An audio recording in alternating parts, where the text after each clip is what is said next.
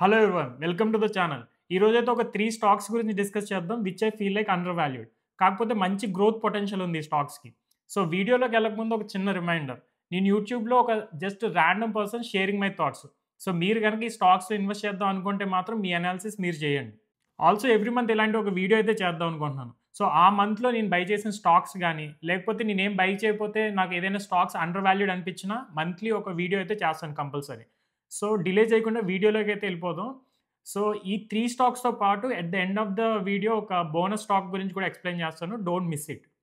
First company వచ్చేసి ASML. ఇదొక Dutch company and semiconductor ఇండస్ట్రీలో ఇదొక కీ ప్లేయర్. సో ఇది మెయిన్‌గా చిప్ చేసే కంపెనీస్‌కి మెషినరీ అనేది ప్రొవైడ్ చేస్తది. ఎటువంటి మిషనరీ అంటే లిథోగ్రఫీ మిషనరీ. సో మెయిన్‌గా మనకి లిథోగ్రఫీలో 2 టైప్స్ ఉన్నది. ఒకటేమో డీయూవీ ఒకటి, ఇంకొకటేమో ఈయూవీ. సో డీయూవీ అంటే డీప్ అల్ట్రావైలెట్ లిథోగ్రఫీ అండ్ ఈయూవీ అంటే ఎక్స్‌ట్రీమ్ అల్ట్రావైలెట్ లిథోగ్రఫీ. సో మెయిన్‌గా ఈ లిథోగ్రఫీ దేనికి వాడతారంటే చిప్స్ ఇంకొంచెం స్మాల్ అండ్ పవర్‌ఫుల్ చేయడానికి వాడతారు. డీయూవీ మార్కెట్ షేర్‌లో ఏఎస్ఎంఎల్‌కి 60% మార్కెట్ షేర్ ఉన్నది.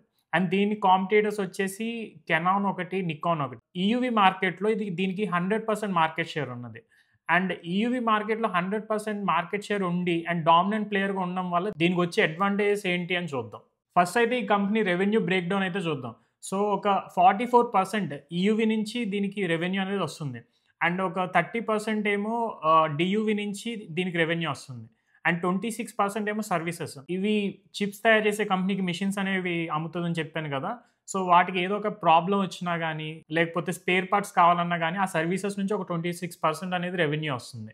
సో మనం ఇందాక డిస్కస్ చేసినట్టు ఈయూవీలో ఇది డామినెంట్ ప్లేయర్‌గా ఉండడం వల్ల, సో దీనికి ఫ్యూచర్‌లో ఎందుకు అడ్వాంటేజ్ ఉండబోతుంది అంటే, సో మనం ఏఐ తీసుకున్నా గానీ, 5జీ తీసుకున్నా గానీ, లేకపోతే అటానమస్ వెహికల్స్ తీసుకున్నా గానీ, ఈ అన్నిట్లో కామన్‌గా వాడేది ఈ సెమీకండక్టర్ చిప్స్. ఇవి ఎంత కాంపాక్ట్‌గా ఉంటే అంత కంపెనీస్‌కి బెటర్ అనమాట. సో కాంపాక్ట్ చిప్స్ తయారు చేయడానికి ఈయూవీ టెక్నాలజీ అనేది చాలా ఇంపార్టెంట్. మరి రీసెంట్‌గా ఈ స్టాక్ ప్రైస్ అనేది ఎందుకు తగ్గింది? సో మెయిన్ రీజన్ వచ్చేసి యూఎస్ గవర్నమెంట్ నెదర్లాండ్ గవర్నమెంట్ మీద కొంచెం ప్రెషర్ తెచ్చి, ఈ కంపెనీ చైనా వాళ్ళకి ఈ అడ్వాన్స్డ్ ఈయూవీ టెక్నాలజీ మెషినరీ అమ్మకుండా చేసింది.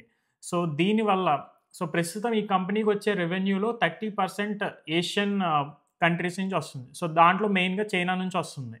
సో ప్రస్తుతం అయితే ఈ కంపెనీ డీయూవీ టెక్నాలజీ అంటే డీయూవీ లిథోగ్రఫీ మిషనరీ అయితే వాళ్ళకి అమ్మొచ్చు గానీ, ఈయూవీ టెక్నాలజీ అమ్మాలంటే మాత్రం రిస్ట్రిక్షన్స్ ఉన్నాయి. సో దానివల్ల 2025లో వీళ్ళకొచ్చే రెవెన్యూ గైడెన్స్ అనేది రీసెంట్‌గా కంపెనీ కొంచెం తగ్గించింది. సో దీని కారణంగా షేర్ ప్రైస్ అనేది రీసెంట్‌గా భారీగా పడింది. స్టిల్ ఏఎస్ఎంఎల్ మంచి ఇన్వెస్ట్‌మెంట్ అని ఎందుకు అంటున్నాను అంటే, ఫండమెంటల్స్ పరంగా ఈ కంపెనీ ఏం మారలేదు. జియోపొలిటికల్ టెన్షన్స్ వల్ల దీని రెవెన్యూ అయితే కొంచెం తగ్గింది గానీ, ఇది ప్రొడ్యూస్ చేసే మెషిన్స్ మాత్రం కట్టింగ్ ఎడ్జ్ టెక్నాలజీతో 100% డామినెంట్ ప్లేయర్ కింద ఉన్నది. సో ఈయూవీ టెక్నాలజీ వల్ల దీనికి ఏఐ గ్రోత్ సైకిల్‌లో ఏఎస్ఎంఎల్ డిమాండ్ అయితే కంపల్సరీ పెరుగుతుంది. అండ్ సెకండ్ థింగ్ వచ్చేసి దీనికి స్ట్రాంగ్ ఫినాన్షియల్ బ్యాలెన్స్ షీట్ అయితే ఉన్నది. అండ్ థర్డ్ వాల్యుయేషన్ పరంగా చూసుకుంటే ప్రస్తుతం ఈ స్టాక్ షేర్ ప్రైస్ వచ్చేసి $670 ఉన్నది. అనలిస్టుల ప్రకారం దీని ఫెయిర్ వాల్యూ వచ్చేసి అరౌండ్ $800 అంటే 21% అండర్ వాల్యూడ్‌గా ఉంది స్టాక్. ఇప్పటి వరకు అయితే ఈ కంపెనీ అడ్వాంటేజెస్ అయితే చూసాం. ఇప్పుడు కొన్ని రిస్క్ కూడా చూద్దాం అనమాట. సో ఫస్ట్ రిస్క్ వచ్చేసి దీని క్లయింట్ కాన్సంట్రేషన్. దీని క్లయింట్ కాన్సంట్రేషన్ అంటే ఇది మెషిన్స్ ప్రొవైడ్ చేసే కంపెనీస్ వచ్చేసి మెయిన్‌గా Taiwan semiconductor, Intel and Samsung అనమాట. ఈ మూడాటిలో ఏదైనా కంపెనీ ఈ కంపెనీ నుంచి విత్‌డ్రా చేసుకొని వేరే కంపెనీని మెషిన్ ప్రొవైడర్ కింద చూజ్ చేసుకుంటే దీన్ని బిజినెస్ అనేది స్లో డౌన్ అవుతుంది. అండ్ సెకండ్ రిస్క్ వచ్చేసి యూఎస్, చైనా జియోపొలిటికల్ రిస్క్ అనమాట. ఇది ఆల్రెడీ షేర్ ప్రైస్‌లో ఆల్రెడీ రిఫ్లెక్ట్ అయింది. కాకపోతే ఇంకా ట్రేడ్ వార్స్ ఏమన్నా జరిగి, ఇంకా ఫర్దర్ రెస్ట్రిక్షన్స్ వస్తే దీని రెవెన్యూ కొంచెం రిస్క్‌లో ఉన్నది. అండ్ థర్డ్ పాయింట్ వచ్చేసి ఇప్పటివరకు ఈ సెమీకండక్టర్ చిప్స్ తయారు చేసే ప్రాసెస్‌లో లేటెస్ట్ టెక్నాలజీ వచ్చేసి ఈయూవీ అనమాట. సో దీనికంటే లేటెస్ట్ టెక్నాలజీ ఏదైనా వస్తే వీళ్ళ బిజినెస్‌ని డిస్రప్ట్ చేసే అవకాశం అయితే ఉంది. సో ఈ కంపెనీ స్మార్ట్ ఫోన్‌లో చిప్స్ నుండి డేటా సెంటర్‌లో చిప్స్ వరకు అన్నీ ఇక్కడే మ్యానుఫ్యాక్చరింగ్ అనేది చేస్తది. అండ్ వాల్యుయేషన్ పరంగా చూసుకుంటే అనలిస్టుల ప్రకారం 18% అండర్ వాల్యూడ్ ఉన్నది ఈ స్టాక్. అండ్ ఫినాన్షియల్ పరంగా చూసుకుంటే లేటెస్ట్ క్వార్టర్‌లో 36% రెవెన్యూ గ్రోత్ అయితే చూసాం. అండ్ ఇయర్ ఆన్ ఇయర్ అనమాట ఇది. అండ్ గ్రాస్ మార్జిన్ వచ్చేసి 54% అండ్ నెట్ మార్జిన్ వచ్చేసి 39%. అంటే వీళ్ళు చేసే ఒక $100 బిజినెస్ చేస్తే $39 వీళ్ళ పాకెట్‌లోకి వస్తుంది. టాక్సెస్ అన్నీ పోయి ఆపరేటింగ్ ఎక్స్‌పెన్సెస్, మార్కెటింగ్ గాని లేకపోతే వీళ్ళు ఆ రెవెన్యూ జనరేట్ చేయడానికి కావాల్సిన అమౌంట్ గాని అన్నీ తీసేస్తే $39 అంటే 39% నెట్ మార్జిన్ అనేది వీళ్ళకున్నది.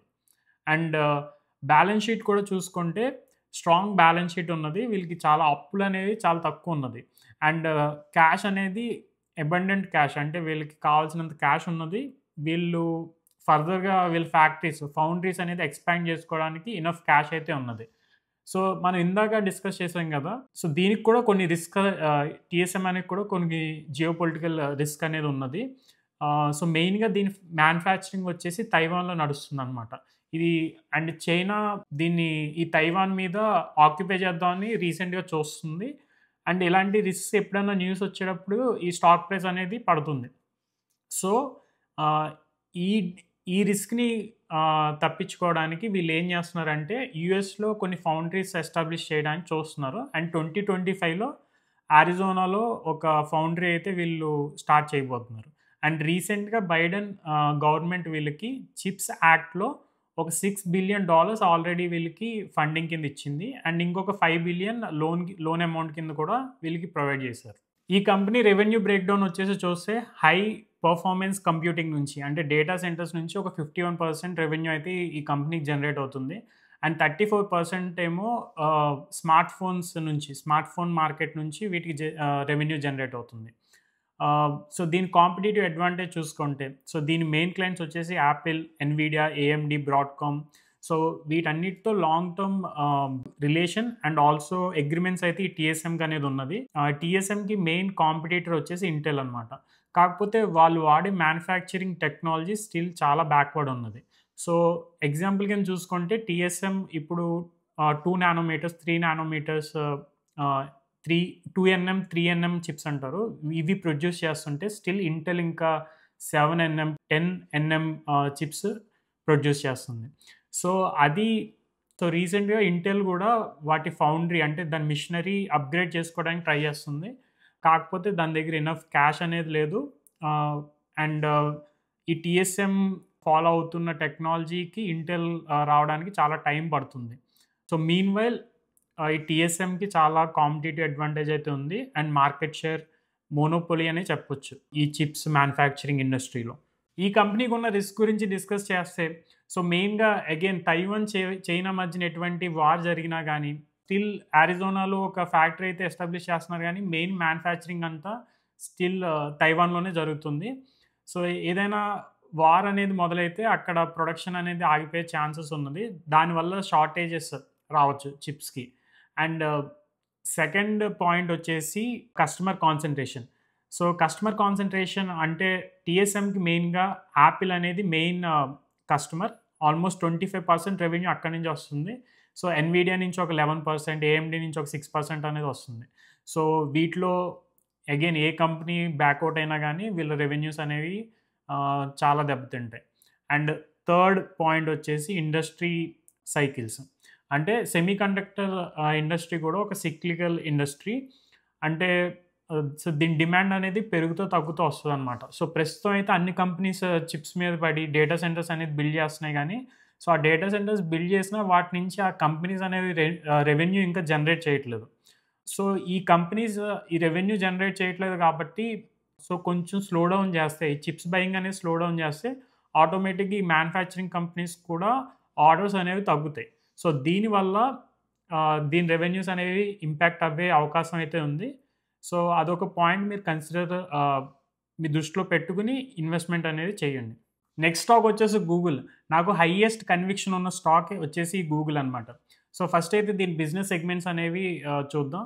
సో, దానికంటే ముందు రీసెంట్‌గా జరిగిన కొన్ని ఈవెంట్స్ వల్ల అంటే మెయిన్‌గా మనం న్యూస్‌లో చూస్తున్నాం. డిపార్ట్మెంట్ ఆఫ్ జస్టిస్ గూగుల్‌ని సూ చేసింది. సో, మెయిన్‌గా సెర్చ్ ఇంజిన్ మార్కెట్‌లో గూగుల్ మోనోపొలీ ప్లే చేస్తుందని చెప్పేసి దీని డామినేషన్ తగ్గించడానికి కొన్ని రిస్ట్రిక్షన్స్ అనేవి పెట్టడానికి ట్రై చేస్తుంది. అండ్ ఆల్సో క్రోమ్ ఒకటి అమ్మేయాలని చెప్పేసి జడ్జికి ఒక ప్రపోజల్ అయితే పెట్టింది. కాకపోతే అది ఎంతవరకు అవుతది, అవ్వదు అనేది చూడాలి మనం. సో, దీని బిజినెస్ సెగ్మెంట్స్ అనేది చూస్తే ఫస్ట్ గూగుల్ సర్వీసెస్. సో దీని నుంచి అయితే రీసెంట్‌గా Q3లో రిలీజ్ అయిన రిపోర్ట్ ప్రకారం $50 బిలియన్ రెవెన్యూ అనేది జనరేట్ అయింది. సో దీనిలో మెయిన్ కాంట్రిబ్యూషన్ వచ్చేసి Google search, YouTube and other Google services like Play Store గానీ, జీమెయిల్ గానీ, మ్యాప్స్ గానీ వీటన్నిటి నుంచి కలిపి ఒక 80% రెవెన్యూ గూగుల్ జనరేట్ చేస్తుంది. And next major revenue source వచ్చేసి Google cloud platform. So, so వీళ్ళు జనరేట్ చేసే రెవెన్యూలో హైయెస్ట్ అంటే బాగా ఎక్కువ పెరుగుతుంది. ఇందాక మనం డిస్కస్ చేసాం కదా! గూగుల్ సర్వీసెస్ ఒక ఇయర్ ఆన్ ఇయర్ 15% ఇంక్రీజ్ మాత్రమే ఉంది. కాకపోతే ఈ Google cloud platform cloud business almost 31% increase అయితే ఇయర్ ఆన్ ఇయర్ మనం చూసామనమాట. సో లాస్ట్ క్వార్టర్‌లో 20 బిలియన్ రెవెన్యూ ఇక్కడి నుంచి జనరేట్ అయింది. అండ్ నెక్స్ట్ వచ్చేసి ఈ 2 కాకుండా కొన్ని అదర్ ఇన్వెస్ట్‌మెంట్స్ కూడా గూగుల్ అనేది చేస్తది. లెట్స్ సే ఎగ్జాంపుల్ వచ్చేసి వేమో. ఇప్పుడు ఆల్రెడీ కాలిఫోర్నియాలో మనం చూస్తున్నాం. డ్రైవర్‌లెస్ కార్స్ అనేవి ఇంకా ఆల్రెడీ తిరుగుతున్నాయి అక్కడ. ఎలాన్ మస్క్ కూడా టెస్లా గురించి చెప్పారు. డ్రైవర్‌లెస్ కార్స్ తిరుగుతాయని జెప్పేసి. కాకపోతే వీళ్ళ టెక్నాలజీకి, వాళ్ళ టెక్నాలజీకి మెయిన్‌గా డిఫరెన్స్ ఏంటి అంటే, వేమో అనేవి కెమెరాస్‌తో పాటు లైడర్ టెక్నాలజీ అనేది వాడుతది. So, which is safe compared to Tesla. ఇంతవరకు టెస్లా కూడా లైడర్ టెక్నాలజీ వాడేది గానీ, కాస్ట్ ఎఫిషియన్సీ కోసం ఈ లైడర్ టెక్నాలజీ అనేది రిమూవ్ చేశారు. దానివల్ల వీళ్ళకి అంత ఈజీగా గవర్నమెంట్ నుంచి అప్రూవల్స్ అనేది దొరకట్లేదు. డ్రైవర్‌లెస్ కార్స్ నడపడానికి ఇంకా. So, coming back to the point వేమోతో పాటు అదర్ ఇన్వెస్ట్‌మెంట్స్ లైక్ వేరియస్ కొత్త ప్రాజెక్ట్స్‌కి అని వాటిలో వీటిలో చేస్తారు. సో, దీని నుంచి అయితే మనకి ఆల్మోస్ట్ 1.5 బిలియన్ రెవెన్యూ వరకు జనరేట్ అవుతుంది. కాకపోతే ఇక్కడ కొన్ని లాసెస్ కూడా మనం చూస్తున్నాం. ఎందుకంటే ఎక్కువ రీసెర్చ్ అండ్ డెవలప్‌మెంట్ ఈ ఏరియాలో చేస్తారు. అంటే వేరే ఆటిలో కూడా చేస్తారు. ఇక్కడ ఎక్కువ రీసెర్చ్ అండ్ డెవలప్‌మెంట్ చేసి ఏమన్నా కొత్త ప్రాజెక్ట్స్ సో, రెవెన్యూ కొత్తగా జనరేట్ చేసే ప్రాజెక్ట్స్ ఇక్కడ మెయిన్‌గా కాన్సంట్రేట్ అయితే చేస్తారు. సో, రీసెంట్‌గా అయితే గూగుల్ షేర్ ప్రైస్ అనేది ఎందుకు పడింది అంటే డిపార్ట్‌మెంట్ ఆఫ్ జస్టిస్ క్రోమ్‌ని గూగుల్ సెల్ ఆఫ్ చేయాలి అని చెప్పేసి ప్రపోజల్ అయితే పెట్టింది. సో, మోస్ట్ ప్రాబబ్లీ ఇది జరగకపోవచ్చు. ఒకవేళ జరిగితే ఇంపాక్ట్ ఏంటి? సో, ఇంపాక్ట్ ఏంటి అంటే మనందరికీ తెలిసిందే క్రోమ్ అనేది one of the popular browser. So, దీనివల్లే most of the users Google search ఇంజిన్‌ని వాడుతున్నారు.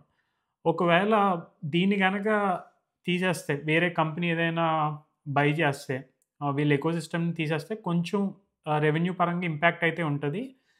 కాకపోతే ఇది అవుతదని నేను ఎక్స్‌పెక్ట్ చేయట్లేదు. సో, మోస్ట్ ప్రాబబ్లీ ఏమవ్వచ్చు అంటే మీరు బ్రౌజర్ ఓపెన్ చేసిన తర్వాత మనకి డిఫరెంట్ ఆప్షన్స్ అనేవి మనకి డిస్‌ప్లే చేయొచ్చు. లైక్ మీరు బై డిఫాల్ట్ ఏ బ్రౌజర్‌ని వాడతారు అని డిఫరెంట్ ఆప్షన్స్ డిస్‌ప్లే చేయొచ్చు. దాంట్లో గూగుల్ సెర్చ్ ఇంజిన్ ఉండొచ్చు, బింగ్ ఉండొచ్చు.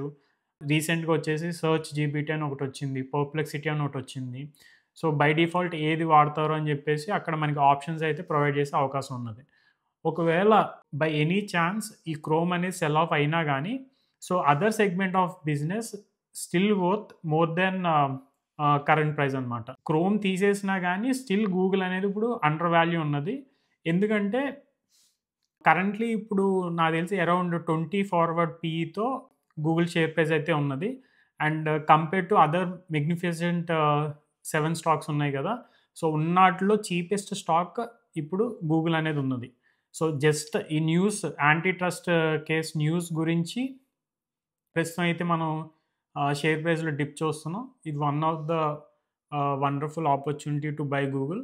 ఒకవేళ ఇప్పుడు ఆల్రెడీ మార్కెట్ అనేది హైలో ఉన్నది. సో, ఈ పాయింట్‌లోనే నాకు గూగుల్ అనేది మంచి బయింగ్ ఆప్షన్ కింద ఉంటే ఒకవేళ మార్కెట్ పడితే ఇంకా మంచి ఆప్షన్. సో, ఒక ఫండమెంటల్లీ సౌండ్ ఉన్న కంపెనీని ఇంకా బెటర్ చీప్ వాల్యూలో నేను కొనే అవకాశం అయితే నాకున్నది.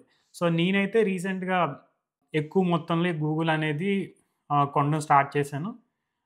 అండ్ మీరు కూడా కొందాం అనుకుంటే కొంచెం ఈ రిస్క్స్ అన్నీ కొంచెం దృష్టిలో పెట్టుకొని మీరు గూడా పొజిషన్ అనేది స్టార్ట్ చేయొచ్చు. సో, వీడియో లాస్ట్‌లో ఒక బోనస్ స్టాక్ గురించి అయితే చెప్తా ఉన్నాను గదా! అదే హైటైడ్. సో, దీని టిక్కర్ సింబల్ వచ్చేసి హెచ్ఐటీఐ. ఇదొక క్యానబిస్ కంపెనీ. అండ్ ఇది based out of Canada. So, కెనడాలో అయితే దీనికి ఒక 183 స్టోర్స్ ఉన్నది. అండ్ పర్టిక్యులర్‌లీ ఈ స్టాక్‌ని ఎందుకు చూజ్ చేసుకున్నాను అంటే చాలా వరకు క్యానబిస్ కంపెనీస్ ఇప్పుడు లాసెస్‌లో నడుస్తున్నాయి. కాకపోతే ఈ కంపెనీ రీసెంట్‌గా ఫ్రీ క్యాష్ ఫ్లో అనేది పాజిటివ్ అయ్యింది. అండ్ రెవెన్యూస్ కూడా ఇంక్రీజ్ అవుతూ వస్తుందనమాట. అండ్ ఆల్సో ఇంకొక మెయిన్ పాయింట్ ఏంటి అంటే మనం ఎప్పుడన్నా ఏదైనా స్టాక్‌లో ఎప్పుడు ఇన్వెస్ట్ చేస్తామంటే ఆ పర్టిక్యులర్ సెక్టర్ న్యూస్‌లో ఉన్నప్పుడు మాత్రం మనం ఇన్వెస్ట్ చేస్తాం. అంటే ఆల్రెడీ కొంచెం బాగా పెరిగిపోయిన తర్వాత ఇన్వెస్ట్ చేస్తాం. సో, ప్రస్తుతానికి క్యానబిస్ సెక్టర్ న్యూస్‌లో లేదు. అండ్ సో, 2021 ఆ టైంలో బాగా ఈ స్టాక్స్ అనేవి బాగా పెరిగినియి. అండ్ ఆల్మోస్ట్ ఇప్పుడు బాటమ్ లెవెల్‌లో ఉన్నాయి ఈ స్టాక్స్. సో, నెక్స్ట్ క్యాటలిస్ట్ ఏంటి ఈ స్టాక్స్‌కి అంటే ఆహ్, సో, రీసెంట్‌గా జర్మనీ ఒకటి ఈ క్యానబిస్‌ని లీగలైజ్ చేద్దామని చూస్తుంది. కాకపోతే అపోజిషన్ పార్టీ దీనికి ఒప్పుకోవట్లేదు. So, based on which political party అక్కడ వస్తుందో, సో, దాన్ని బట్టి అక్కడ లీగలైజ్ అనేది అవుతుంది. ఒకవేళ అక్కడ లీగలైజేషన్ అయితే ఈ హైటైడ్ అనే కంపెనీకి ఒక మంచి క్యాటలిస్ట్ అనేది అవుతుంది. అండ్ సెకండ్ క్యాటలిస్ట్ వచ్చేసి యూఎస్‌లో లీగలైజ్ చేయడం అనమాట. ఆల్మోస్ట్ కొన్ని స్టేట్స్‌లో వాళ్ళు లీగలైజ్ చేసినా గానీ ఫెడరల్‌గా అంటే కంట్రీ వైడ్ లీగలైజ్ ఇంకా అవ్వలేదు. ఒకవేళ అయితే అది కూడా సో, ఈ కంపెనీకి ఇంకొక క్యాటలిస్ట్ కింద పనిచేస్తది. సో, దీని బిజినెస్ మోడల్ గురించి డిస్కస్ చేస్తే మెయిన్‌గా ఇది ప్రైమ్ ఏరియాస్‌లో స్టోర్స్ అనేవి దీని స్టోర్ పేరొచ్చేసి క్యానా కబానా స్టోర్స్ అనేవి ఓపెన్ చేసి క్యానబిస్ రిలేటెడ్ ప్రొడక్ట్స్ అనేవి అమ్ముతుందనమాట. సో, ఇది మెంబర్‌షిప్ మోడల్ అనేది ఫాలో అవుతుంది. సిమిలర్ టు కాస్ట్‌కో మనకి 2 టైప్స్ ఆఫ్ మెంబర్‌షిప్స్ ఉన్నది. ఒకటేమో క్యానా కబానా మెంబర్‌షిప్ అనేది ఒకటి. సో, దీంట్లో కొంచెం వీళ్ళు మెంబర్‌షిప్‌కి ఇంతని పే చేస్తారు.